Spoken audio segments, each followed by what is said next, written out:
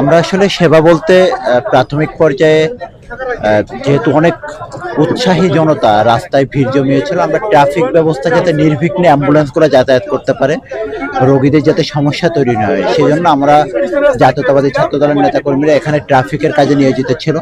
এবং একই সাথে আমরা একটি বুথ করেছি দুপুর 2টা থেকে রক্তের, যাদের রক্ত প্রয়োজন। আপনি জানেন যে যারা বার্ন রোগী তাদের জন্য প্রচুর পরিমাণে রক্ত প্রয়োজন হয়, সেই রক্তের জন্য আমরা বুথ বসিয়েছি। আমরা রক্তের গ্রুপগুলো সংগ্রহ করছি, নাম, ঠিকানা এবং নম্বর রেখে দিচ্ছি।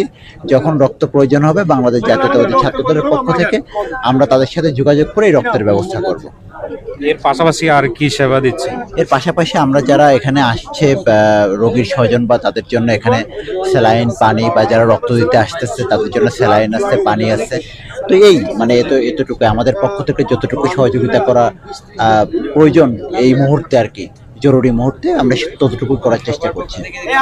এই পর্যন্ত আপনারা কতজন ব্লাড ডোনারের নাম্বার নিয়েছেন, পূর্ণাঙ্গ ঠিকানা সহ? ইতিমধ্যে প্রায় 3000-এর মতো ব্লাড ডোনারের নাম, নম্বর এবং ঠিকানা সংগ্রহ করেছি, যারা স্বেচ্ছায় রক্ত দেওয়ার জন্য এখানে এসেছে। যারা রক্ত নিবে, যাদের স্বজনদের জন্য, তারা আপনাদের সাথে কিভাবে যোগাযোগ করবে? আমরা আসলে বিভিন্ন হসপিটালে যেহেতু আমাদের প্রতিনিধিরা আছে, তারা আমাদেরকে বিভিন্নভাবে সামাজিক যোগাযোগ মাধ্যম সহ বিভিন্ন রক্তের গ্রুপগুলোতে তারা যোগাযোগ করছে এবং সেটির ভিত্তিতে আমরা এখান থেকে যোগাযোগ করে রক্ত পৌঁছিয়ে দেওয়ার ব্যবস্থা করি।